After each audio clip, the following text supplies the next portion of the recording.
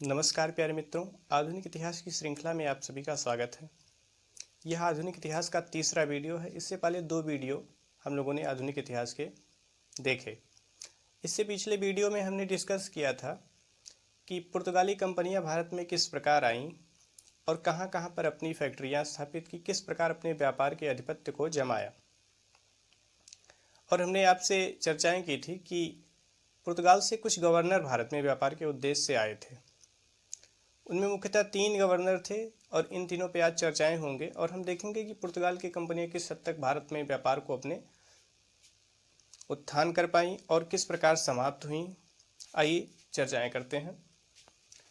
तो इसमें सबसे पहला गवर्नर जो आया, फ्रांसिस्को डी अल्मीड़ा नाम का गवर्नर आया। फ्रांसिस्को डी अल्मीड़ा, ध्यान रहे फ्रांसिस्को डी अल्मीड़ा है। फ्रांसिस्को एक शब्द है तो इसमें आप कंफ्यूज ना होइएगा कि यह फ्रांस का है या पुर्तगाल का है। इसका कार्यकाल 1505 ईस्वी से 1509 ईस्वी तक रहा। यह प्रथम पुर्तगाली गवर्नर था। इसका मुख्य उद्देश्य था कि भारत के प्रायद्वीपीय भारत के आसपास जो समुद्री क्षेत्र है, यानी जो सागर का क्षेत्र है, उस पर अधिकार करना। इसलिए इसने जो है ब्लू वाटर पॉलिसी यानी शांत जल नीति अपनाई। यह मोस्ट इम्पॉर्टेंट पॉइंट है, इसको आप लोग ध्यान रखें कि इसने ब्लू वाटर पॉलिसी अपनाई। इसने जो है समुद्र पर आधिपत्य जमाने की कोशिश की। इसने क्या किया कि 1509 में संयुक्त मुस्लिम नौसेना का एक बेड़ा था, जिसमें गुजरात, तुर्की और मिस्र के नौसैनिक थे। इससे इसका युद्ध हुआ। फ्रांसिस्को डी अल्मीड़ा का इन तीनों संयुक्त मुस्लिम नौसेना के बेड़े के सैनिकों से युद्ध हुआ। इसमें इसका पुत्र मारा गया, डी अल्मीड़ा का पुत्र मारा गया और अंत में डी अल्मीड़ा ने इस संयुक्त नौसेना बेड़ा को जीत लिया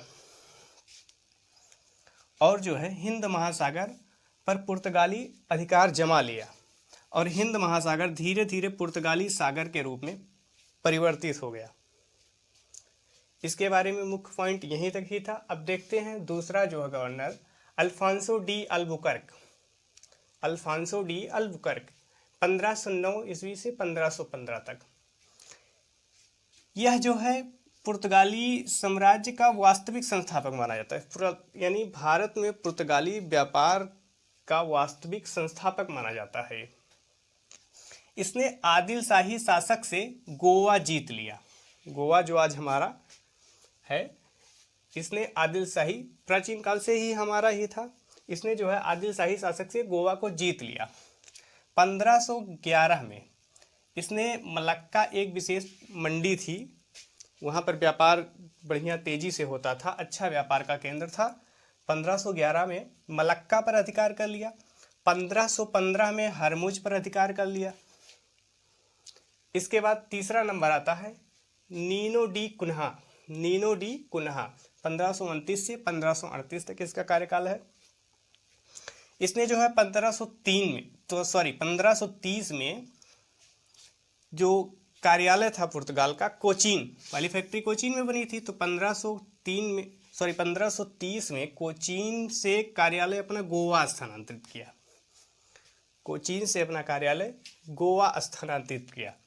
1534 में बेसिन पर अधिकार कर लिया। 1535 में दीव पर अधिकार कर लिया और 1559 में इसने दमन पर अधिकार कर लिया। यानी दमन, दीव, गोवा सब हमारे हाथ से इनके अधिकार क्षेत्र में चला गया। अब कुछ अन्य पॉइंट हम देखते हैं। एक पॉइंट है Estado the India. Estado the India क्या था कि जो भारत में पुर्तगालियों का जो साम्राज्य था, उसको ये पुर्तगाली जो है एस्तादो द इंडिया कहते थे। Estado the India. पुर्तगालियों ने एक जो है काफिला व्यवस्था चलाया कि हम काफिले में चलेंगे और आसपास के छोटे मोटे जहाज़ों को लूट भी लिया करते थे ये। तो कार्टेज अरमेडा काफिला व्यवस्था पुर्तगालियों ने शुरू किया।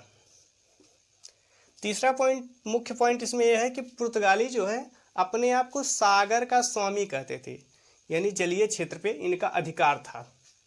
और एक विचारणीय बिंदु ये है कि 1961 तक, आज़ादी के बाद भी 1961 तक गोवा, दमन और दीव जो है पुर्तगालियों के अधिकार में रहा। अब देखते हैं पुर्तगाली भारत से गए कैसे और क्यों गए। जाने का इनका मेन कारण था धार्मिक असहिष्णुता। इन्होंने धार्मिक मतभेद, ये ईसाई धर्म के अनुयायी थे तो यहाँ ईसाई धर्म को प्रचार में लगे रहते थे। गोवा में कई मंदिरों को इन्होंने गिरा दिया और ईसाई धर्म के प्रचार को प्रारंभ किया। इससे जो है भारतीय लोगों में जो है थोड़ी बहुत गुस्सा उत्पन्न हुआ, प्रतिद्वंद्विता उत्पन्न हुआ और यहाँ से जो है इन्हें भगाने की कोशिश किए। तो ये जो देखे तो इसे लगा कि अब हम यहाँ बहुत ज़्यादा दिन रह नहीं पाएंगे, धार्मिक असहिष्णुता उत्पन्न हो गई है। और सबसे मुख्य कारण ये था कि इन्होंने ब्राज़ील को खोज लिया था। ब्राज़ील को खोजने के बाद जो है भारत से व्यापार करना इन्होंने महंगा समझा और ब्राज़ील में ही व्यापार के आधिपत्य को जमाया। इस प्रकार पुर्तगाली भारत से जो है व्यापार के अपने समापन की ओर चल दिए। तो पुर्तगालियों का साम्राज्य यहीं तक था। आगे जो है हम लोग डच के बारे में पढ़ेंगे। छोटा सा वीडियो आपको अच्छा लगा हो तो हमें सपोर्ट करें। वीडियो देखने के लिए आपका धन्यवाद।